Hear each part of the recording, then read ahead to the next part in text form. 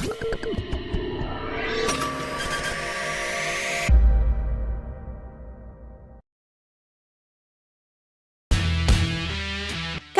resmi memperpanjang kontrak Dani Pedrosa sebagai test rider mereka di MotoGP pada 2025 dan 2026.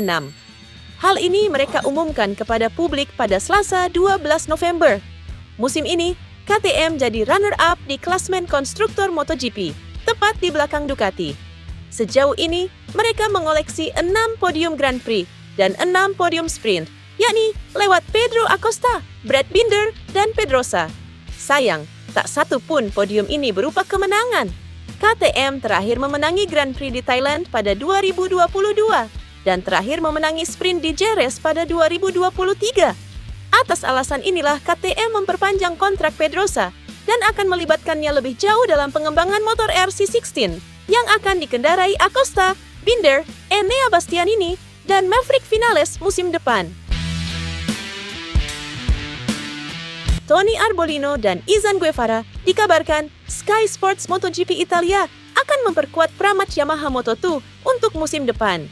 Project Master Camp Yamaha akan segera digantikan dengan proyek baru setelah kedatangan tim Pramac ke skuad Iwata. Nama Arbolino menjadi nama yang cocok dengan pengalamannya selama 4 tahun di Moto2. Sementara itu, koneksi manajer tim Pramac, Gino Borsoi, dengan Guevara telah terjalin sejak mereka berkolaborasi di tim Aspar dengan prestasi sebagai juara dunia Moto3 musim 2022. Kedua pembalap tersebut tentunya memiliki prospek untuk naik ke MotoGP bersama Pramac Yamaha apabila berprestasi di kelas menengah. Fabio Quartararo berani menyebut Moto2 jauh lebih sulit ketimbang MotoGP. Ia punya alasan tersendiri di balik pernyataan tersebut. Kiprah Quartararo memang kurang apik di Moto3 dan Moto2. Ia hanya merebut 2 kali podium dari 31 start di kelas terbawah pada 2015 sampai 2016. Ketika naik ke Moto2, Quartararo bahkan hanya sekali menang dan 2 kali naik podium dari 36 start. Siapa sangka El Diablo malah bersinar terang saat promosi ke MotoGP pada 2019. Quartararo ketika itu langsung menantang Marc Marquez di sejumlah seri. Puncaknya, ia meraih 11 kemenangan dan 31 podium dalam 110 kali start di kelas MotoGP sampai 2024 serta meraih 1 titel juara dunia pada 2021. Apakah catatan itu yang membuat Quartararo merasa Moto2 jauh lebih sulit dari MotoGP? Ternyata tidak. Ia menyebut gaya balap yang bervariasi di kelas menengah itu membuatnya kesulitan. Moto2 menurut saya adalah kategori yang paling sulit dari semuanya. Saat saya berkompetisi, ada banyak gaya berkendara yang berbeda dan sulit untuk beradaptasi. Sementara di MotoGP hanya ada satu gaya, dan Anda harus mengikuti gaya tersebut. Lebih mudah bagi saya untuk beradaptasi dengan MotoGP daripada Moto2. Rem terkadang menjadi masalah, tetapi secara umum memang seperti itu, ujarnya. Perbedaan gaya balap itu yang membuat Moto2 jadi lebih sulit. Quartararo sendiri dikenal sebagai pembalap yang smooth dan mengutamakan ritme balap ketimbang tampil agresif. Itulah alasan Fabio Quartararo berani menyebut Moto2 jauh lebih sulit ketimbang MotoGP.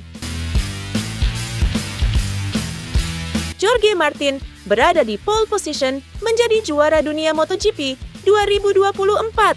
Si Raja Sprint Race MotoGP berpeluang sudah memastikannya dalam sprint race di Montmello, Sabtu 16 November. Martin saat ini menempati posisi teratas klasemen MotoGP 2024. Raihannya dari 19 seri sejauh ini adalah 485 poin. Jumlah itu membuatnya unggul 24 poin dari sang juara bertahan Francesco Bagnaia yang saat ini menempati posisi kedua dengan raihan 461 poin. Dengan 1 seri tersisa plus keunggulan poin Jorge Martin dari Bagnaia, ada peluang sprint race pada MotoGP Barcelona sudah menentukan gelar juara dunia sebelum race utama pada hari Minggu 17 November. Jorge Martin memiliki peluang menyegel predikat tersebut dengan beberapa skenario finish dalam seri pengganti MotoGP Valencia 2024 tersebut.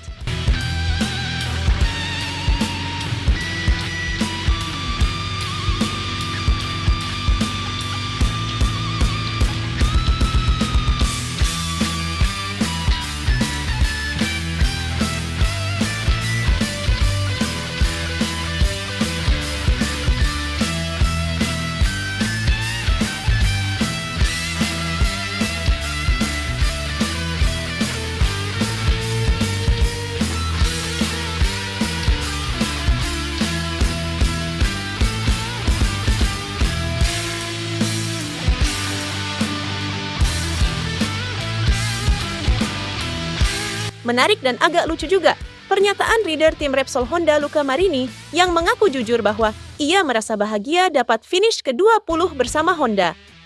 Sekilas informasi saja, adik tiri VR46 tersebut baru mencetak 14 poin dalam 19 seri MotoGP 2024 yang sudah dipentaskan. Finish terbaik ke-12 saat MotoGP San Marino dan Buriram, Thailand. Karena saya tahu saya adalah bagian dari sebuah proyek yang dapat menjadi hebat untuk masa depan. Saya tahu betul bahwa jika saya mampu melakukan semua gerakan yang benar atau peningkatan yang benar pada diri saya sendiri, juga pada proyek motor, maka hasilnya akan tiba. Dan bagi saya saat ini, memperoleh 2 poin, 0, atau 10 tidak membuat perbedaan. Tahun lalu saya finish di urutan ke-8, tetapi saya tidak senang. Jadi, tahun ini saya akan finish di posisi ke-20, tetapi tahun ini saya lebih bahagia karena saya tahu kalau saya adalah bagian dari sebuah proyek yang dapat menjadi hebat untuk masa depan dan tiba untuk memperebutkan gelar dalam beberapa tahun ke depan, kata Marini dikutip Crash. Saat ini Marini ada di posisi ke-22 dalam klasemen sementara MotoGP 2024 dan itu yang terakhir di antara para pembalap Honda. Sedangkan fakta tahun lalu di tim VR46 berada di peringkat ke-8 dalam klasemen akhir MotoGP 2023. Meskipun mengalami musim sulit di bawah ekspektasi, Jonathan Rea memuji kerja keras Yamaha yang tidak pernah berhenti melakukan pengembangan untuk membuat YZF R1 lebih kompetitif. Targetnya mengambil langkah maju untuk kembali ke puncak World Superbike pada 2025. Pada usia 37 tahun, pria Irlandia Utara ini telah memulai tantangan baru dengan pabrik Iwata setelah memenangi segalanya dengan Kawasaki dan masuk di antara para legenda World Superbike. Sebuah tantangan penting yang dihadapi Rea dengan penuh keberanian dan tekad. Rumor pensiun di akhir musim sempat berhembus kencang, namun pebalap asal Inggris ini berbicara di IICMIA tentang rencananya untuk tahun depan, dengan tujuan untuk kembali bersaing dengan para rivalnya di puncak klasemen. Saya berharap bisa melangkah lebih jauh. Tahun ini sangat berguna untuk memahami motornya. Ada banyak pekerjaan yang harus dilakukan karena kami telah mengumpulkan begitu banyak data pada 2024. Begitu banyak komentar. Semoga kami dapat membuat motor ini sedikit lebih menjadi milik saya, meningkatkan kinerja motor secara keseluruhan untuk dapat bertarung dengan yang lain, ucapnya.